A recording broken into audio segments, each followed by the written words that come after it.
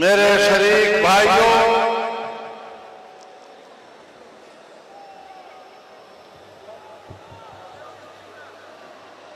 میں آپ کو مبارکباد پیش کرتا ہوں کہ آپ نے اپنے جلسوں کا ریکارڈ خود ہی توڑا ہے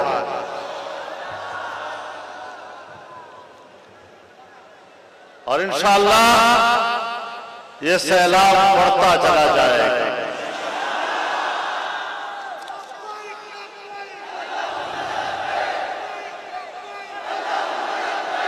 آج مجھے یہ محسوس ہو رہا ہے جیسے 7 ستمبر 1974 آج واپس آ گیا۔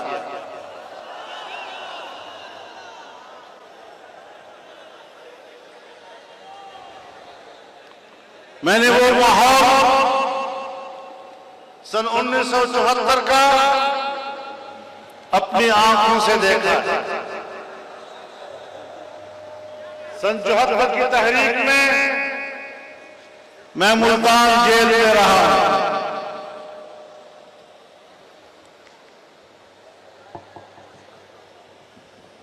آج جب ہم اس دن کو یاد کرتے ہیں تو ہمیں آج مل کر اس تحریک کی قیادت کو حضرت شیخ محمد یوسف بنوری کو، مفکر اسلام مفتی اعظم مفتی محمود کو، علامہ شاہ احمد نورانی کو، مولانا غلام غوث ہزاروی کو، مولانا عبدالحق اکوڑا کو، ان کے رفقاء کو اور ان کے ساتھ جناب پروفیسر غفور احمد کو، خان عبدالولی خان کو، نواب دادا نصر اللہ خان کو، جناب چودھری ظہور الہی کو، ان کا تعلق تو حزب اختلاف سے تھا اور علماء کی یہ قیادت اس تحریک کی قیادت تھی، لیکن پارلیمنٹ کی قیادت کرتے ہوئے میں آپ کی طرف سے وہ خراج تحسین ذوالفقار علی بھٹو کو بھی پیش کرتا ہوں، مولانا کوثر نیازی کو بھی پیش کرتا ہوں، عبدالحفیظ پیرزادہ کو بھی پیش کرتا ہوں، یحییٰ بختیار کو بھی پیش کرتا ہوں، جن کی اجتماعی سوچ میں، اجتماعی فکر میں، اجتماعی جدوجہد نے اس وقت قادیانیت کے فتنے کو ہمیشہ کے لیے دفن کر دیا۔ میرے محترم دوستو، جب بات ختم نبوت کی آتی ہے تو لوگ کہتے ہیں یہ تو محض ایک مذہبی مسئلہ ہے، اور ہماری دنیا میں جہاں لفظ مذہب آتا ہے اسے ایک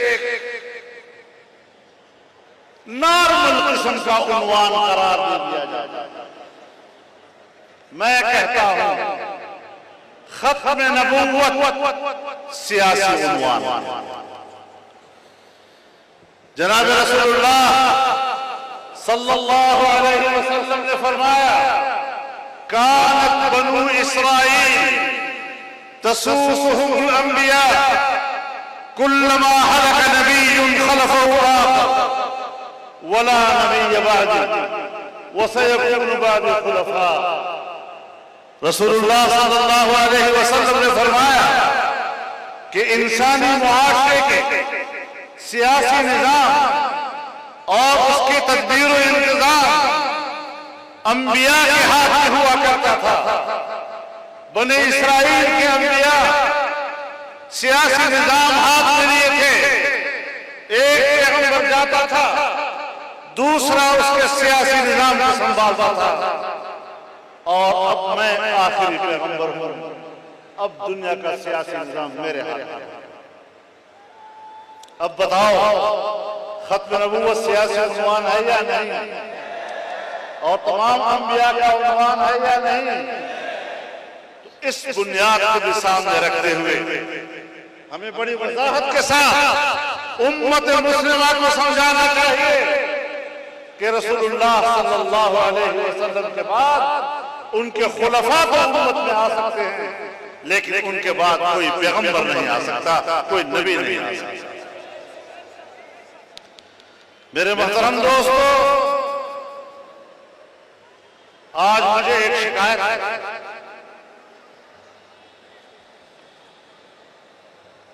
جب بھی کوئی ایسا واقعہ آتا ہے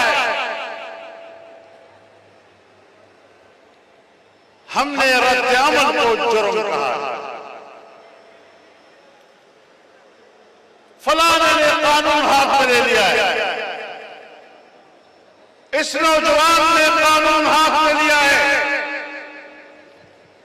میں سوال کرنا چاہتا ہوں کہ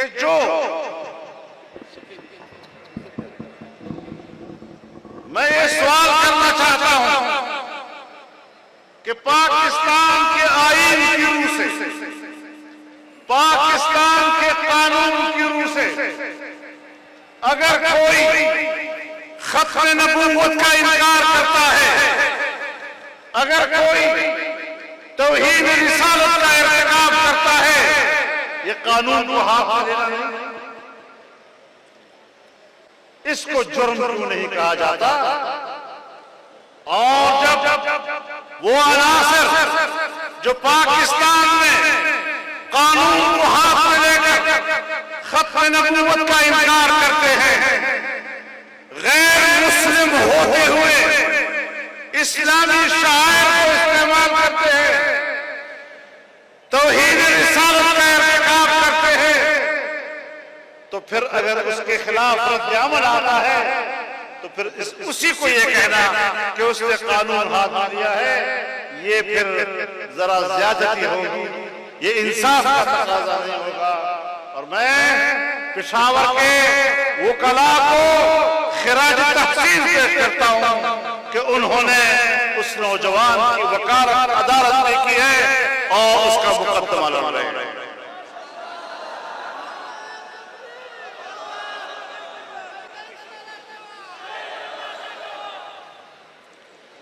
میرے محترم دوستو، میں اس سے آگے جانا چاہتا ہوں،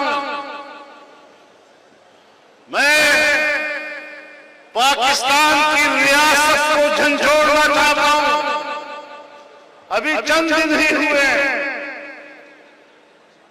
برطانوی پارلیمنٹ کے 40 ارکان کی دستخطوں سے ایک انکوائری رپورٹ کے نام پر رپورٹ شائع ہوئی ہے، اور 1954 سے لے کر یعنی سن 1953 کی تحریک کے بعد 1954 سے لے کر 2018 تک انہوں نے ایک رپورٹ بنائی ہے، اور جس میں انہوں نے قادیانیوں کو صرف مظلوم ہی نہیں کہا بلکہ پاکستان کی ریاست کو ذمہ دار قرار دیا ہے کہ اگر یہ لوگ مظلوم ہیں، ان کا دم پاکستان میں گھٹ رہا ہے، تو اس کی سرپرستی پاکستان کی ریاست کر رہی ہے۔ یہ اس برطانیہ کا ریاستی اور سلطنتی کردار ہے جس برطانیہ کی ریاست کے بارے میں خود قادیانی مرزا لکھتا ہے کہ میں انگریز کا خود کاشتہ پودا ہوں۔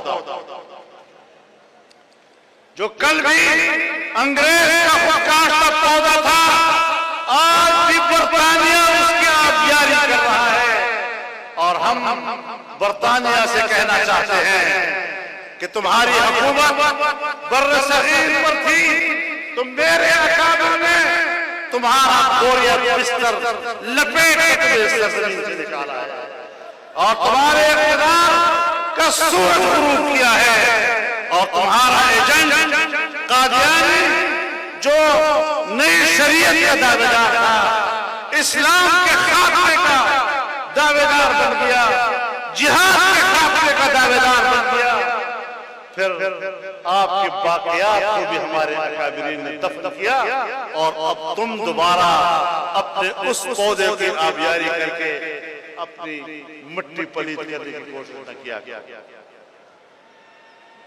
مجھے حیرت اس بات پر ہے کہ آج تک پاکستان کی ریاست گم کیوں، ان کی زبانیں گم کیوں ہو گئی ہیں، ہمارا وزارت خارجہ کیوں خاموش ہے اس کے اوپر، ہماری اسٹیبلشمنٹ کیوں خاموش ہے، ہمارے حکمران کیوں خاموش ہے اس کے اوپر؟ تو پھر کیا سمجھے ہم کہ برطانیہ کے پارلیمنٹ سے تحریک اٹھے اور ہمارا ملک اس پر خاموش رہے؟ تو پھر عمران خان صاحب ہمیں کہنے کا حق دو نا کہ دال میں کچھ کالا کالا ہے۔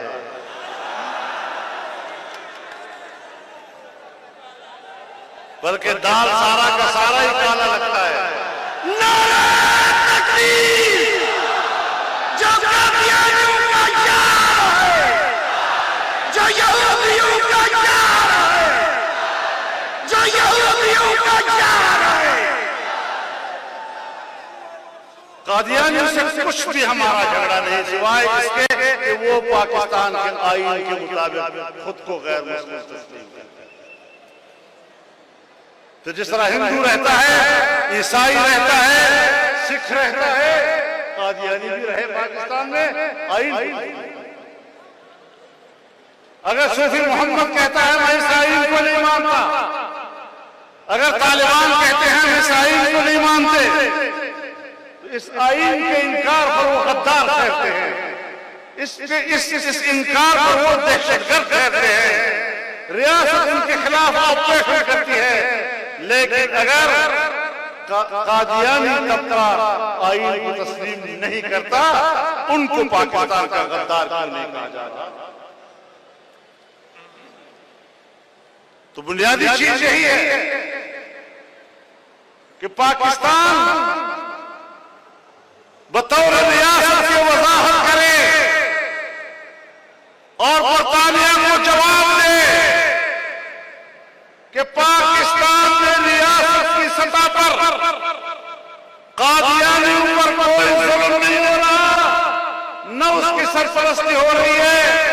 قادیانیوں کو پاکستان کے خلاف بھڑکانے کے لیے ریاست برطانیہ اور سلطنت برطانیہ قادیانیوں کو ابھار رہا ہے اور پاکستان کے خلاف جرم کا مرتکب ہو رہا ہے۔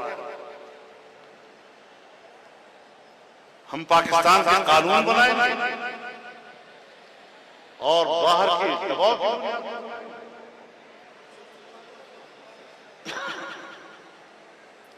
2 سال میں کوئی قانون سازی نہیں ہوئی، کوئی قانون سازی نہیں ہوئی 2 سال میں۔ ایک قانون سازی ہوئی ہے آرمی ایکٹ والی، جس میں باجوہ صاحب کی مدت ملازمت میں توسیع ہوئی، اور آج ایک قانون سازی ہو رہی ہے جو FATF کے دباؤ میں ہو رہی ہے، اور ہماری پارلیمنٹ میں قانون پاس کیا جا رہا ہے کہ اگر اقوام متحدہ ایک قرارداد پاس کر لے اور اس قرارداد کا تقاضا یہ ہو کہ وہ 2 اور 4 گھنٹے کے اندر اس کی تعمیل ہو، تو پھر ہر ریاست اس کی پابند ہوگی کہ وہ اس پر عمل درآمد کرے گا۔ اور اگر کوئی ادارہ یا اس ادارے کا کوئی فرد اگر اس پہ رکاوٹ بنے گا اور اس کو روبامن لانے میں یا اس کو ناکام بنانے کی کوشش کرے گا تو پھر اس کو سزا ملے گی 5 سال قید سے 10 سال قید تک اور 5 کروڑ جرمانے سے 10 کروڑ جرمانے تک۔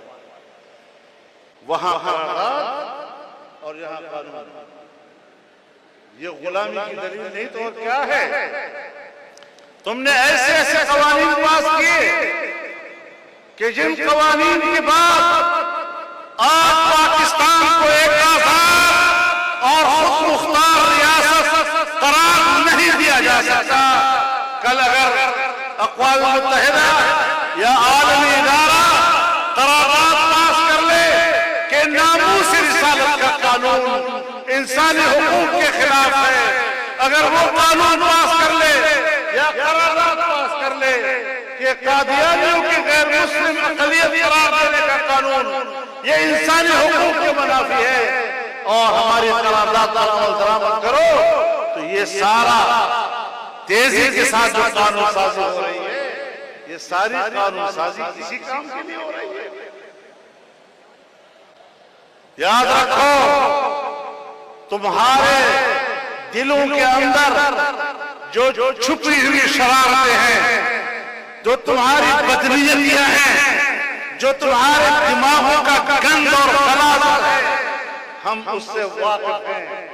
اور میں آج تاحد نظر انسانوں کے اس سمندر میں اپنے کارکنوں کو اور نوجوانوں کو اور اپنے پشتونوں کو پشاور میں کھڑے ہو کر کہنا چاہتا ہوں کہ اگر کسی سطح پر بھی کسی بین الاقوامی دباؤ کے بعد قادیانیوں کے غیر مسلم اقلیت قرار دیے جانے کے قانون کو تبدیل کرنے کی کوشش کی گئی یا ناموس رسالت کے تحفظ کے قانون میں تبدیلی کی کوشش کی گئی، تو انشاءاللہ یہ نوجوان گلی کوچے میں کٹ پڑے گا، لیکن ناموس رسالت کو تمہیں اس طرح کا کردار ادا نہیں کرے گا. نعرہ تکبیر، ختم نبوت، ختم نبوت، قائد اشارت گواہ، قائد اشارت گواہ. عمران خان سن لو ذرا، ہم بتا دینا چاہتے ہیں آپ کے دور حکومت میں 3-4 کام ہوئے ہیں. ایجنڈا ہر دور پہ حکومت میں رہا، دباؤ ہر دور پہ حکومت میں رہا، لیکن اس کو مقصد حکومت بنا کر جو تم لے کر آئے ہو، ایک اس دور میں آپ نے توہین رسالت کے مرتکب ایک خاتون کو کتنے فخر کے ساتھ ملک سے باہر بھیجا. اگر وہ بری ہے اور گنہگار نہیں ہے، پاکستان میں تم اس کو تحفظ کیوں نہیں دے سکتے؟ اپنے باہر کے آقاؤں کے پاس بھیج کر اس کو فخر بھی کر رہے ہو تو پتہ چلتا ہے نا کہ اس کے پیچھے کیا ذہنیت ہے. قادیانیوں کے مسئلے پر قادیانی نیٹ ورک ان 2 سالوں میں جن کا متحرک ہوا ہے پاکستان کی تاریخ میں نہیں ہوا، بین الاقوامی سطح پر متحرک ہوا ہے. مطلب ہے آپ کو کوئی ڈیوٹی دی گئی ہے نا کہ وقت آئے گا پھر آپ نے یہی کچھ کرنا ہے، لیکن سن لو ہم نے آپ کو ایسا نہیں کرنے دینا. ہم ہاتھ ہی نہیں موڑیں گے، انشاءاللہ تمہاری گردن موڑیں گے. میرے محترم دوستو، نعرہ تکبیر، قادیانیوں کے جو شعار ہے. میرے دوستو، تیسری بات سن لو کہ پاکستان میں پہلی مرتبہ اسرائیل کو تسلیم کرنے کی تحریک میں اضافہ ہوا ہے. میڈیا کی سطح پر ہو، سیاسی محاذ پر ہو، ہر شخص اسرائیل کا وکیل بنا ہوا ہے اور کہتا ہے اسرائیل سے تعلق نہیں ہوگا تو کھائیں گے پیئیں گے. یہودیوں کے پیروی کا یہ اضطراب اور یہ شوق جو آج کے دور کے اس حکمران کو ہے، رسول اللہ صلی اللہ علیہ وسلم نے شاید انہی کے بارے میں فرمایا تھا لَتَتَّبِعُنَّ سُنَنَ مَنْ قَبْلَكُمْ شِبْرًا بِشِبْرٍ وَذِرَاعًا بِذِرَاعٍ. حتى لو دخلوا جحر ضب تبعتموهم قالوا يا رسول الله اليهود والنصارى قال فمن کہ تم پر ایک زمانہ آئے گا کہ تم پچھلی امتوں کی قدم قدم بالش اس طرح پیروی کرتے ہوئے نظر آؤ گے کہ اگر وہ گوہ کی غار میں بھی گھسنے لگے تو تم وہاں بھی ان کے پیچھے چلتے رہو. وہ جسم سرے بغار کرنا ہوتا ہے. صحابہ کرام یا رسول اللہ دا وصوف یہود و نصارہ ہم وہ سے روان کیا ہم یہود و نصارہ کی پیروی کریں گے؟ آپ نے فرمایا اور کون ہو سکتا ہے؟ وہ پیشن گوئیاں آج یہ حکمران اس کا مصداق بن رہے ہیں. دنیا میں اور بھی حکمران ہیں جو اس کا مصداق بن رہے ہیں. کٹ کتری حکمران جن کی اپنی کوئی ریاست نہیں ہے. وہ ریاستیں در حقیقت قانونیاں ہیں امریکہ کی. آج وہاں پر بھی اسرائیل کو تسلیم کرنے کی باتیں ہو رہی ہیں. آپ کا دباؤ ہوگا تو انشاءاللہ کچھ بھی نہیں ہو سکے. اسرائیل مردہ آباد مردہ آباد مردہ آباد مردہ آباد مردہ آباد. میرے محترم دوستو، ہماری ایک بچی تلی رائے ہے کہ پاکستان اسلام کے نام پر بنا. یہاں ایک پاکستانی قوم رہتی ہے اور یہ ملک اس کا متحمل نہیں ہے کہ یہاں فرقہ وارانہ فسادات ہوں، لسانی فسادات ہوں، قومیتوں کے درمیان تعصبات ہوں، صوبائی نفرتیں ہوں. جمعیت علماء اسلام اور پاکستان کی دینی مذہبی سیاسی قیادت تاریخ کے اول دن سے ہمیشہ ہم آہنگی کا کردار ادا کرتا ہے. پاکستان کی پہلی دستور ساز اسمبلی اس نے قرارداد مقاصد پاس کی. آج وہ آئین کا حصہ ہے. تمام مکاتب فکر اس پر متفق ہیں. سن 1951 میں تمام مکاتب فکر کے علماء کرام نے 22 اسلامی دفعات پر اتفاق کیا. آج اس پر اتفاق ہے، کسی مکتب فکر سے اختلاف نہیں. سن 1973 کے آئین اور اس آئین کے اسلامی دفعات پر تمام مکاتب فکر کا اتفاق ہے، کسی کا اختلاف نہیں. ختم نبوت کے حوالے سے ترمیم آئی، تمام مکاتب فکر کا اتفاق ہے، کسی کا اختلاف نہیں. ناموس رسالت کا قانون آیا، تمام مکاتب فکر اس پر متفق ہیں اور آج بھی کسی کا اختلاف نہیں. اسلامی نظریاتی کونسل بنی، اس کے تمام سفارشات آج بھی متفق آئے اور کسی مکتب فکر کا ان سفارشات میں اختلاف نہیں. لیکن پھر بھی یہاں پر مسلکی فسادات ابھارنے کے لیے ان کو کہیں نہ کہیں سے مورے ملے جائے. کوئی عمل کی صورت میں اور کوئی رد عمل کی صورت میں. اگر کوئی شخص سر بازار صحابہ کرام کے خلاف بازاری زبان استعمال کرتا ہے، پاکستان کے 70 سالوں میں ہمیں بھی کچھ تجربہ ہو گیا ہے کہ اس کے پیچھے کون کار فرما ہوتا ہے. میں بار بار ایک بات کہہ چکا ہوں کہ دنیا میں جو دہشت گردی کے خلاف جنگ، یہ کس کی ضرورت ہے؟ ہماری ضرورت نہیں. مسلمانوں کی ضرورت تو نہیں ہے، پھر بھی جب ہے کیوں ہے؟ امریکہ اور مغرب کی ضرورت ہے، وہ پوری دنیا کی معیشت پر قبضہ کرنا چاہتا ہے اور پوری دنیا میں فوجی مہم جوئی کرنا چاہتا ہے تاکہ وہاں کے وسائل پر اس کی رسائی ہو اور اس پر قبضہ کرے۔ جنگ اس کی ضرورت ہے، لیکن بدنام مسلمانوں کا نوجوان پروپیگنڈا ان کے خلاف ہے۔ اسی طرح میں کہنا چاہتا ہوں کہ مشرقی جنگ مکاتب فکر اور مختلف مصالح کی خواہش نہیں ہے، یہ ان کی ضرورت نہیں ہے۔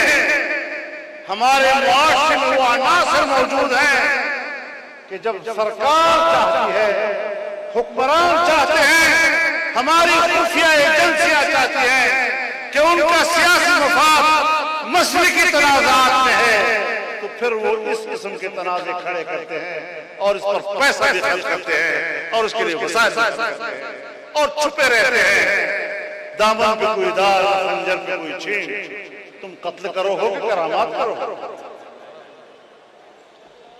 لہذا ہم نے رد عمل دیا اور یہ رد عمل ہمارا حق تھا، اور ہم آج بھی کہنا چاہتے ہیں کہ کسی کے مقدسات کے خلاف ایسی زبان استعمال کرنا کہ جس پر رد عمل آئے اور بالآخر مسئلہ فسادات بن جائے، عمران خان کے مفاد میں ہے کہ لوگ مسلکی طور پر لڑیں، خون خرابہ کریں، ان کی دکانیں چمکیں اور سیاسی دنیا سے لوگوں کی ذہن ادھر ہو جائے اور پھر وہ آرام سے حکومت کریں اور ہم اور آپ آپس میں لڑتے رہیں۔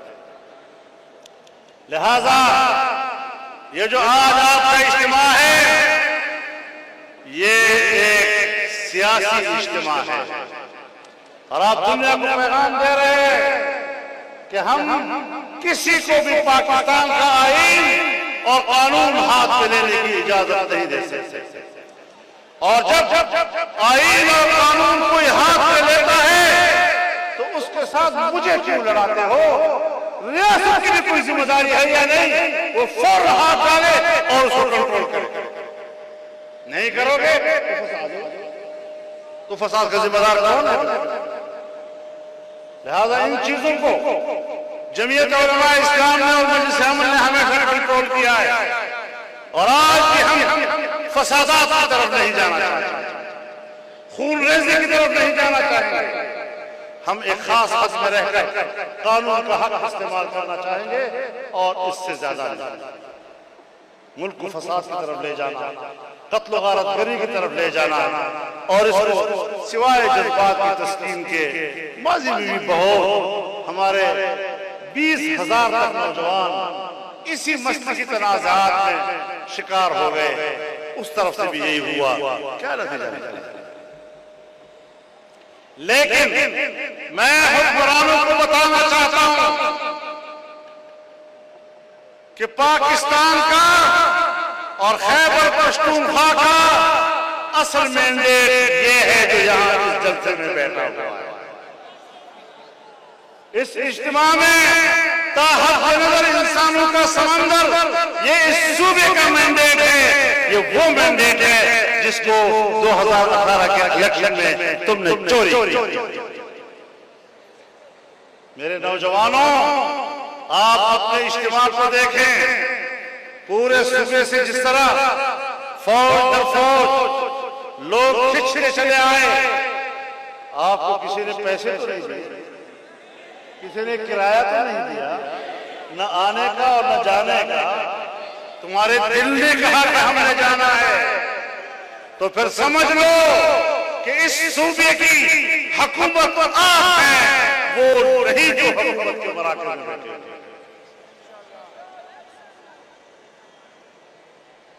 آپ آگے بڑھیں تو اسرائیل سے تسلیم کرنے کا منصوبہ خاک میں ملے گا، آپ آگے بڑھیں گے تو ناموس رسالت کے کی ضمانت ملے گی. آپ آگے بڑھیں گے تو ختم نبوت کے منکرین کے منصوبے اور عیش و جوانیاں ماند پڑ جائیں گی، بے اثر ہو جائیں گی۔ ہم نے جہاد سمجھ کر آگے بڑھنا ہے، اپنی سیاسی قوت کو بڑھانا ہے۔ یاد رکھیں، جب اسلام پر تکلیف آئے گی، جب ناموس رسالت پر حملہ ہوگا، جب ختم نبوت پر حملہ ہوگا، جب شعائر اسلام پر حملہ ہوگا، جب پاکستان کے نظریے پر حملہ ہوگا، تو نہ آپ کی اسٹیبلشمنٹ، نہ آپ کی بیوروکریسی، نہ آپ کے سیاستدان، نہ آپ کے جاگیردار اور سرمایہ دار میدان میں آئیں گے۔ یہ آپ کا کام ہے، آپ کا مقصد زندگی ہے، اور اس کے لیے آپ کی میدان ہے۔ تو تیار ہے یا نہیں آپ؟ نعرہ تکبیر! لبیک لبیک! لبیک لبیک! مذہب دشمن ہو حکمران نامنظور، مذہب دشمن ہو حکمران، وطن دشمن ہو حکمران، اسلام دشمن ہو حکمران۔ ہم نہ اس ملک میں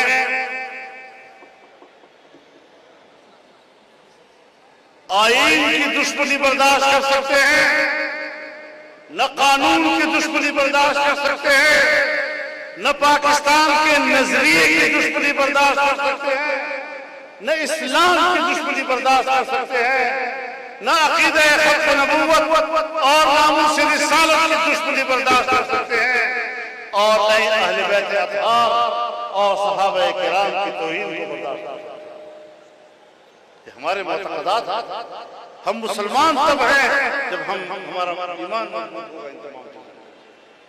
تو آپ یہیں سے ہدایات لیں گے، آپ کو ایک صحیح، حقیقی اور پاکستان کے مقصد سے عین مطابق راستہ دیا جائے گا، رہنمائی دی جائے گی، اور انشاءاللہ العزیز دنیا بھر کی سازش قوتیں ان کو ہم شکست کریں گے۔ اس لیے پاکستان کے اداروں کو بھی ہم بتا دینا چاہتے ہیں کہ یہ قائم آئین کیا کرے گا۔ انسان بن جاؤ، پاکستان کے عوام کا ایک عقیدہ ہے، پاکستان کا ایک مقصد ہے، تمہارے ریش و روانیوں کو اب ہم جانتے ہیں، تم کس کس راستے سے، کس کس طریقے سے اس ملک میں فسادات پیدا کرتے ہو اور پاکستان کے عوام کو اپنے مقصد کی راہ سے گمراہ کرنے کی کوشش کرتے ہیں۔ انشاءاللہ العزیز ہم سب کی آواز ایک ہے، ہم انشاءاللہ آگے بڑھیں گے۔ اور یہ ابھی خبر آئی ہے کہ مہمند ایجنسی میں کوئی پہاڑ گرا ہے جس میں کافی مزدور شہید ہوئے ہیں۔ سب کے لیے دعا کریں کہ اللہ تعالیٰ ان کی مغفرت فرمائے، ان کے درجات کو بلند فرمائے، اور زخمیوں کو اللہ صحت عطا فرمائے، خاندانوں کو اللہ تعالیٰ۔ اور یہ جلسہ پشاور کا ہے، بس نہیں ہے، اس کا معنی یہ ہے انشاءاللہ کوئٹہ میں بھی ہوگا، انشاءاللہ کراچی میں بھی ہوگا، انشاءاللہ لاہور میں بھی ہوگا، اور اس سے آگے بھی ہوں گے۔ ہم جو مقصد طے کر کے میدان میں نکلے ہیں، اور اس کا بھی انتظار کریں گے کہ جب آل پارٹیز کانفرنس ہوگی تو وہ کیا کرنا چاہتے ہیں، اس کو بھی ہمیں نظر میں رکھنا ہے۔ انشاءاللہ ہم مضبوط موقف دیں گے وہاں پر، اور اپنا سفر آگے بڑھائیں گے۔ اللہ تعالیٰ ہمارے اس تحریک کو کامیاب بنائے، اور غیر ملکی آقاؤں کے کٹکٹیوں سے اللہ پاکستان کو نجات عطا فرمائے۔ وآخر دعوانا لازم کو اجتماع کے دیر زوانان خدمت مند اختاو پدے حبس کے فارام جو ششویم دی اسپتالو تحمدلی دی اغوید پارہم دعاو بچ اللہ تعالی دا خدمتنا دا سکڑ قبول کی، اور اللہ پاک صحت کامل ورکی پر تمام صبح کے، اور دا صبح باہر زمانکم ملمان نہ راغلی دی، اور دا سفر کڑاوے برداشت کڑے دا، اور محنت کڑے دا۔ اللہ رب العزت دے خدماتو دیتا اجر ورکی اور دنیا آخرت سے اللہ تعالیٰ قرآن کی ربنا آتنا من لدنك رحمة وهيئ لنا من أمرنا رشدا اللهم وفقنا لما تحب وترضى وأحسن عاقبتنا في الأمور كلها وأجرنا من خزي الدنيا وعذاب الآخرة رب اغفر وارحم وأنت خير الراحمين.